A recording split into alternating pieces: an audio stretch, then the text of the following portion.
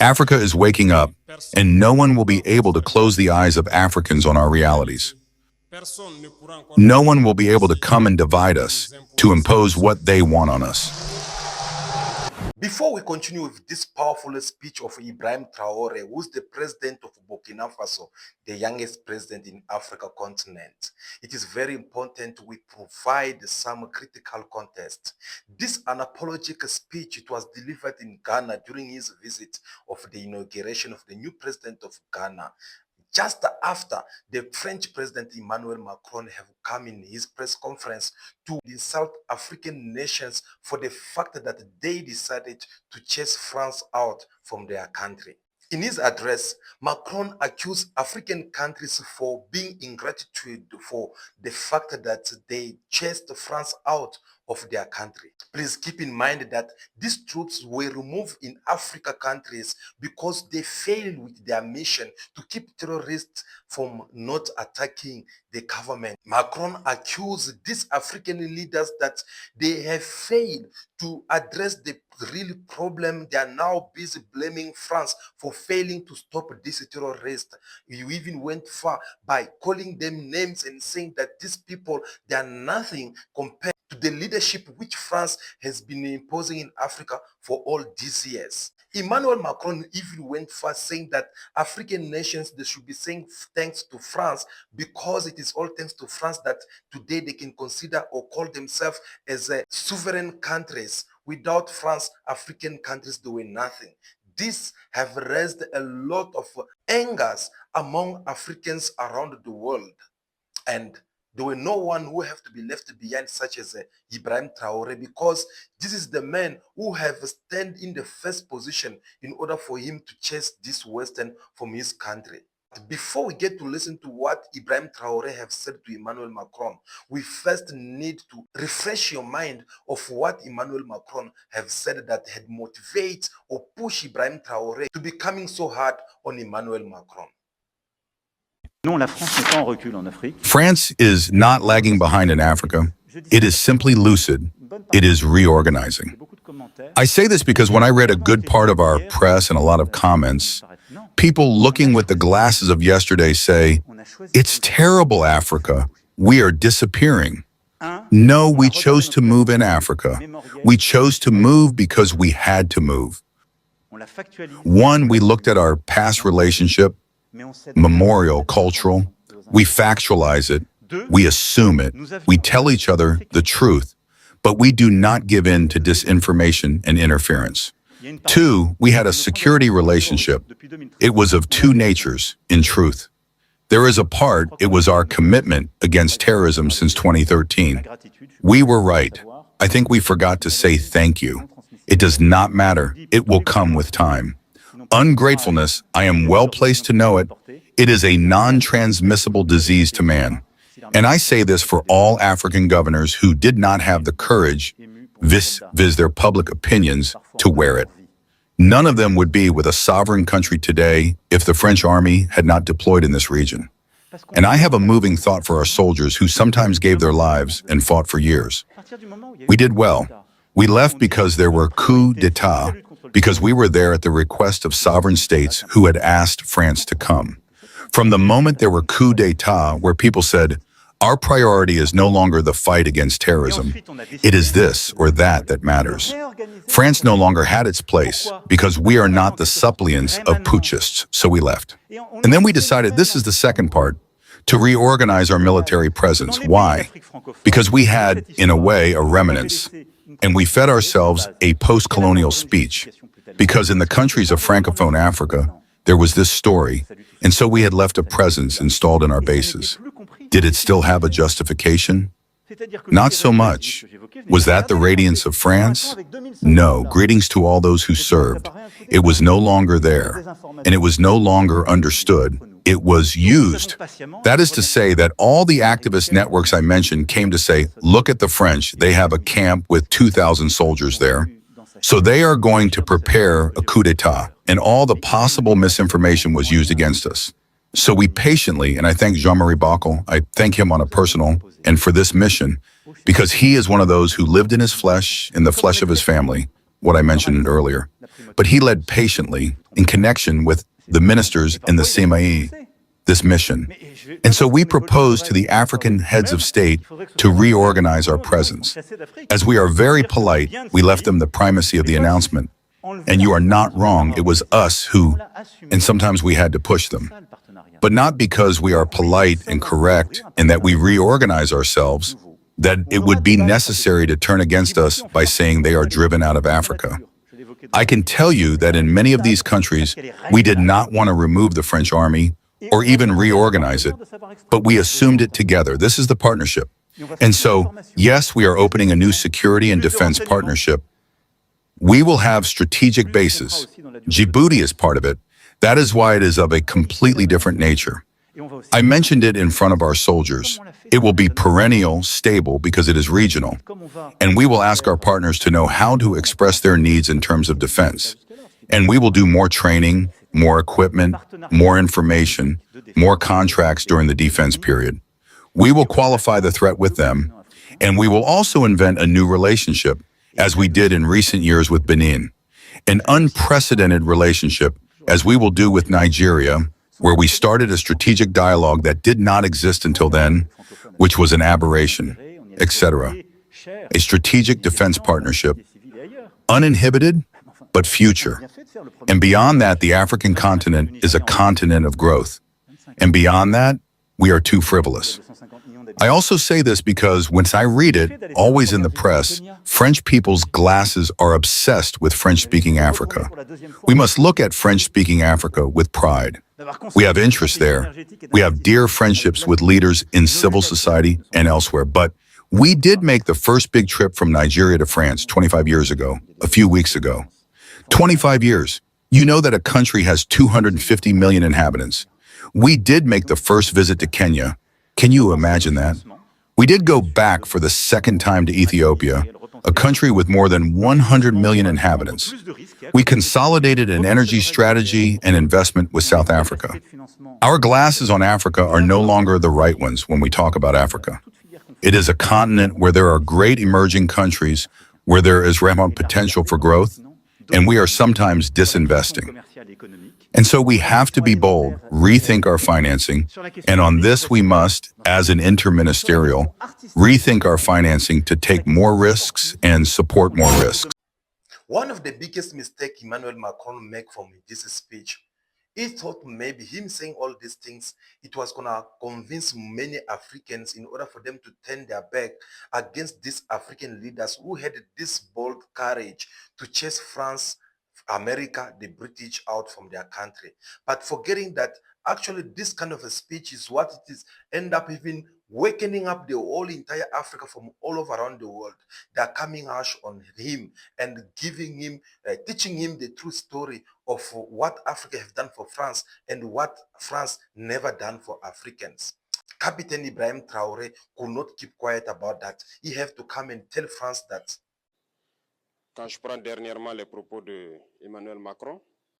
When I recently took the words of Emmanuel Macron on Africa, every conscious African should understand very quickly what he was able to tell us and what it means.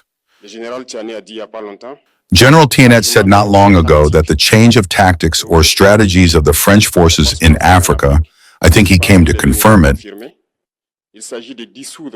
is about dissolving and keeping a solid foundation.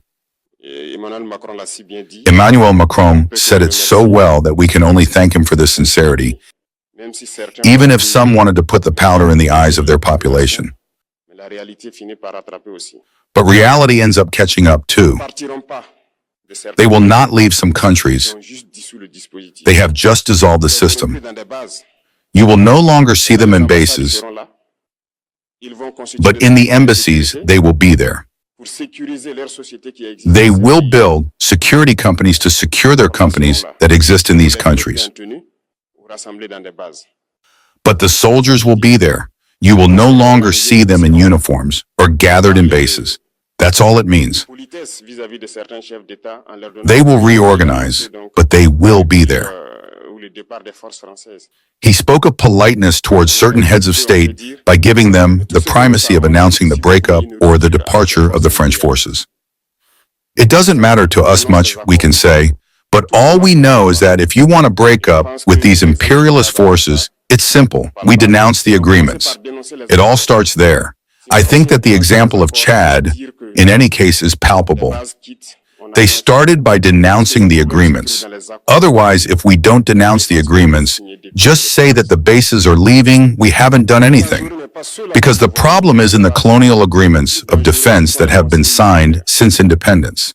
The most dangerous are not the ones you see in the bases. The most dangerous are the military advisors. The military advisors exist in all these countries. They existed in Burkina until the end of 2022, until we took responsibility. And who are these military advisors? These are the ones who are supposed to put France's policy into practice here. They have to work to make our armies very weak, so that France can always have the argument to exist here. This is how they work. In the army, in the general staff of the army, in all the staff of the army, in the schools, it is they who are supposed to dictate the policy of our army. It is they who tell us how many to recruit, when to recruit, and what to do. They are in the schools to tell us how to train them, and so on. As long as these military advisors are there, you are not independent. Your army will just have the appearance of an army that will be doing parades, circuses. But when the war comes, you will realize that the parade is one thing, but the war is another thing. We have to break the agreements. This is the only way to have an independent army and to build and be strong. This is a lesson that Emmanuel Macron has given to the leaders of African states, to catch up and to be able to really fight against imperialism. In addition to that, he also insulted all Africans in his words. There is a part that caught my attention, where he spoke of ingratitude. And that ingratitude is a disease that is not transmissible to humans. He is human. Our ingratitude is not transmissible to him. This is how this gentleman sees Africa, sees Africans. We are not humans in his eyes. Maybe he is the one who is not human. He does not put himself in the class of humans. But if he has good ingratitude, it is him. I think that if he is not an atheist and he prays, every morning when he wakes up and prays, he should also pray for Africans. Because it is thanks to our ancestors that there is today a France. He should pray for us. In his eyes, we should not be humans. We are more than humans. These are very strong messages that he sends. I cry for the French people, but still he is good for Africa. He is a necessary evil for us. Those who want to wake up, wake up. Those who do not want to wake up, as we say, we cannot wake up someone who does not sleep. Africans must wake up. Listening very well, during his press conference as he was addressing the different ambassadors in Europe, Emmanuel Macron have to attack African leaders by criticizing them and saying that they're so irresponsible and they have failed to memorize the whole situation of terrorists in Africa continent. They have bring the instability which is trending in these African nations. So all this, it was something which Ibrahim Traore could not keep quiet. On the other end, Ibrahim Traore have to come and clarify of what the army of Burkina Faso they have done so far since they chased France, the US and the British from their country. Ibrahim Traore have to come and mention some of the good effort or things that they have managed to achieve so far without the help of the Western, and on how good they are managing. Ibrahim Traore did not deny and say that there is challenges which will affect or still they have to fight it, people of Burkina Faso, but he acknowledged that there are problems which with time obviously is going to win it with the army of Burkina Faso. So this was him trying to tell or correct Emmanuel Macron that whatsoever you are saying, you are lying. You are just trying to make a false propaganda so that people will believe in what you are saying. But in other sides, what we have done so far is not what you are saying. So you can tell already that whatsoever the French president was trying to say, it was just trying to make this military government and these African nations who have chased out France from their country to look like bad people and to make it look like, no, since France left, the terrorists, they're still there. But this left us also with a question in mind. What did France do so far since if they've been in Africa? Because the main purpose of all this, Ivory Coast, they are one of the biggest allies of France in Africa, isn't it? Yet they choose to let go of France from their country. They told them that we don't need your help anymore. Why? French troops stationed in Abidjan are spending their last few days in Ivory Coast's largest city. Nearly 1,000 soldiers are currently deployed at the 43rd Infantry Marine Battalion, fighting jihadists in the Sahel region. On Tuesday, the Ivorian president announced they would be withdrawing from the country. We've decided on the coordinated and organised withdrawal of French forces from Ivory Coast. Thus, the camp of the 43rd Marine Infantry Battalion in Port-Bouet will be handed over to the armed forces of Ivory Coast starting in January 2025. According to the president of Rivarians, this man is saying that the reason why they have to remove the French militaries from their countries is because they are failing. There's nothing good is happening. Instead, the more these French militaries or American militaries keep on being in Africa continent, the more conflict African countries keep on having. So these people, they feel like, no, we can't keep sitting here. At the same time, they're stealing our minerals. At the same time, they're doing all these bad things to us, yet they're not finishing the whole mission. Like I always tell you every time that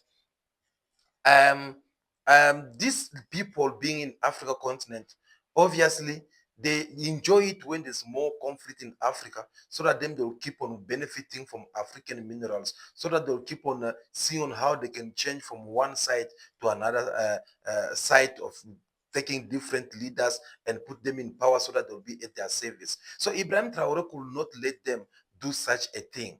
Ibrahim Traore had to go and remind France that Africa is for Africans. And France does not have any lesson that it can give to Africans. Those are the words of Ibrahim Traore. Ibrahim Traore did not only stop there. He went far by telling all the Western that you are wasting your time because you are no longer dealing with the same Africa that you guys used to corrupt before, the same Africa that used Africans that you used to manipulate before, or the same Africans that you send your order and they will just have to obey. Instead, he had to tell them that Africa is actually waking up. We will win this battle, this war, and we will overcome imperialism, which has activated terrorism in our region to bring us back to colonial times. Africa is waking up, and no one will be able to close the eyes of Africans on our realities. Since this speech was given in Ghana, Ibrahim Traore could not keep quiet to not encourage his homologue, the president or the new elected president of Ghana, that now that you are in the power, you should know that you are here to work for people of Ghana and people of Africa. Do not let yourself be manipulated by the Western. Do not be their puppet. Make sure that you work for Africa continent and for Africans. Let us try to put our hands together, because we all know that this is the kind of gospel which Ibrahim Traore and many more Pan-Africans around Africa continent, they've been preaching out there. So he have to send this strong message to the president of Ghana. The people must love each other. The people must support each other. The problem of Pan-Africanism is very often between us, the leaders. A nation does not survive as long as it does not have a strong army.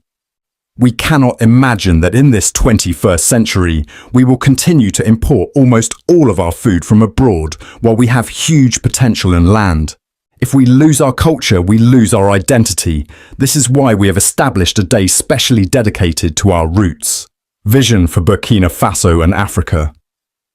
Captain Ibrahim Traore, he once again reconfirmed his commitment to Pan-Africans, and he called all Africans to be united all over around the world in order for Africa to start a new journey. We are reactivating the Institute of Black Peoples because Africa has the same history. There is no reason that we are not united and that we block imperialism. This powerful message of Ibrahim Traore in response to what Emmanuel Macron have said against African nations, it is what now end up driving the French president insane, because now he kind of like running out of words to say, because since he went through the press conference and tried to attack the African nations, well, the answer that he received or the criticisms that he received, it was not coming on from Ibrahim Traore, but it came from different African leaders. It came from Pan-Africans. It came from African youth. Everyone have to come forward and defend Africa. Do you know why? Of course, because Africa is being seen as a country or one continent. So if you attack one nation, you are attacking the whole entire Africans all over around the world, including even our brothers and sisters who are found within their borders, like in America, UK, or France. So when you attack an Africans, at this moment, all Africans will come on you. Emmanuel Macron, he thought maybe was dealing with Senegal after they have chased him out from their country. I have instructed the Minister for the Armed Forces to propose a new doctrine for cooperation in defense and security, involving the end of all the foreign military presences in Senegal from 2025. They are just the latest of several former French colonies in West Africa to demand the withdrawal of French troops. France decided to reconfigure its military presence on the continent after being ousted from Mali, Burkina Faso and Niger. On the 28th of November, Chad, France's last foothold in the Sahel, also suspended its military agreement with Paris. The Fire military base was handed over to the Chadian authorities on the 26th of December. And he thought maybe that was it all, but it came across the Senegal Prime Minister, Minister Sonko, who have to be very harsh on Emmanuel Macron by reminding him even the history of what Africans have done to France during the World War II, when France was being occupied by by Germany. He even went far by telling him that France have not done nothing if it is not to harm people of Africa. But Africans, they have sacrificed their life so that France can gain their land which they have lost against Germany. And that is the history. No one can deny that. Beside him, we saw also the president of Ivory Coast, who used to be their puppet. Today, these men have the courage and come and tell them that, no, you can't tell us that we've been a sovereign country all this time when we're having France militaries seated in our land.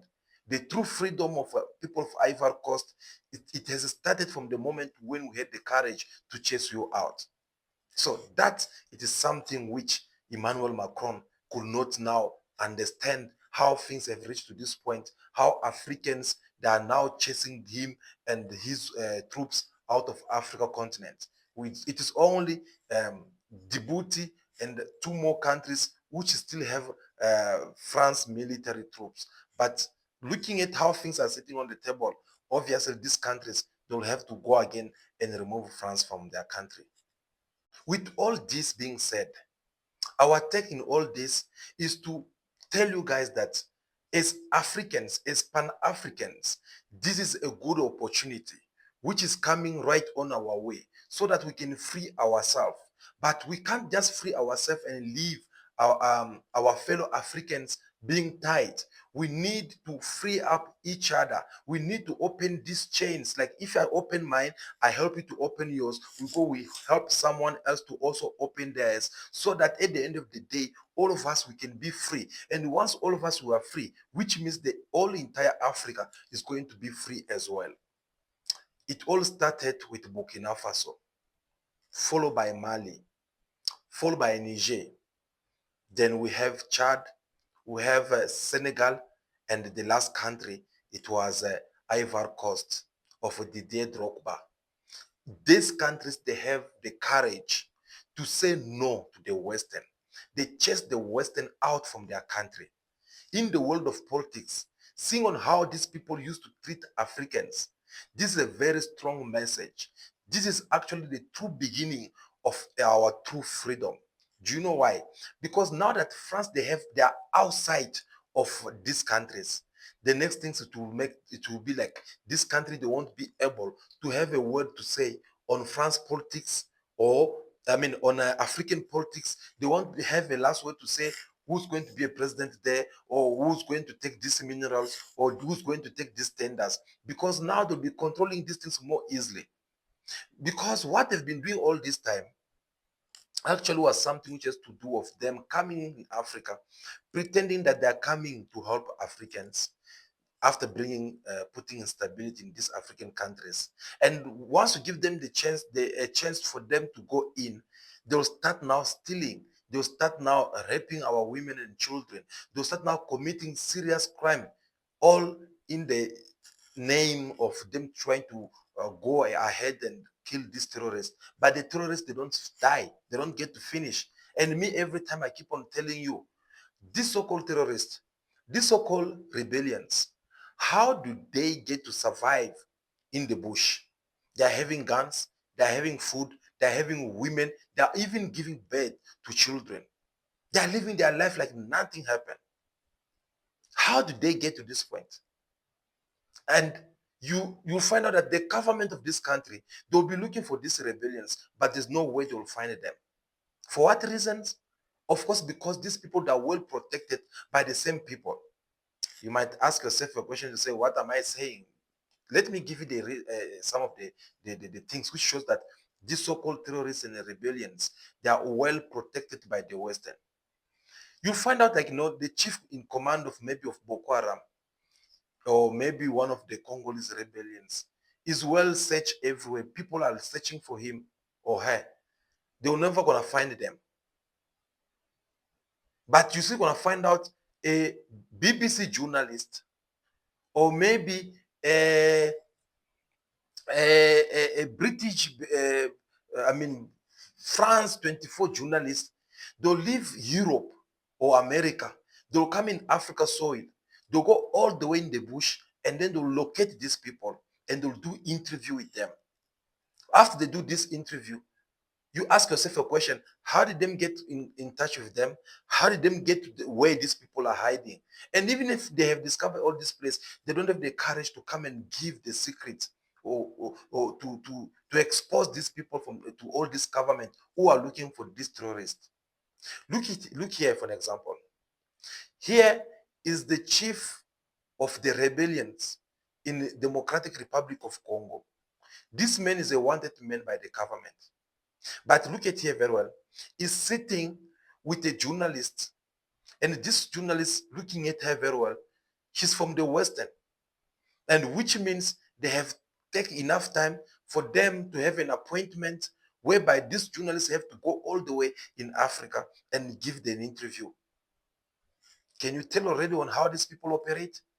So, with this kind of hypocrisy from these people, why African leaders should continue to deal with this kind of people, or to work with this kind of people? So I think, for me, it is a very good thing that these African nations, that are chasing these people out from their country.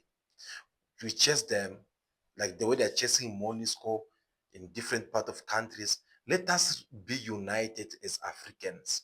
Let us have love of one another. Let us support one another with the militaries. It is in that way we'll be able to defeat the enemy who's been fighting the Africans for all these years. It is only that way we'll defeat the enemy who's been trying to destroy the economy of Africa and doing bad things to Africans. It is only that way we'll say that, yes, now we have our true freedom. Now we can call ourselves as a sovereign countries. That is how we have to do that. But we can't win this battle when we're still being divided. We can't win this battle when we still have conflict among ourselves as Africans, where we still hate one another. We can't win. So we need to be united. And that is the reason why us were here to support all this kind of initiative, so that people of Africa can get to be united and be one body, so that we can kick to whatsoever whatsoever disturbing us a sickness in our body, which is the Western.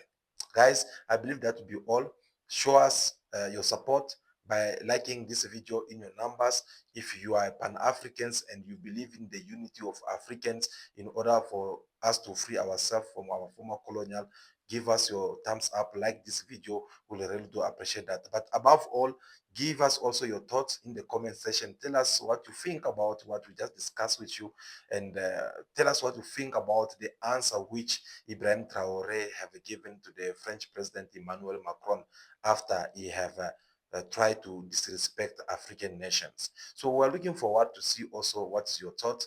But until I see you again, don't forget to subscribe to the channel if you have not subscribed to the channel, and make sure that you stay tuned for more video to come. So for now, continue to be yourself, be good, be kind, have respect for everyone in order for you to be respected. May God bless you all. I'll see you again very soon in our next video. Ciao, ciao.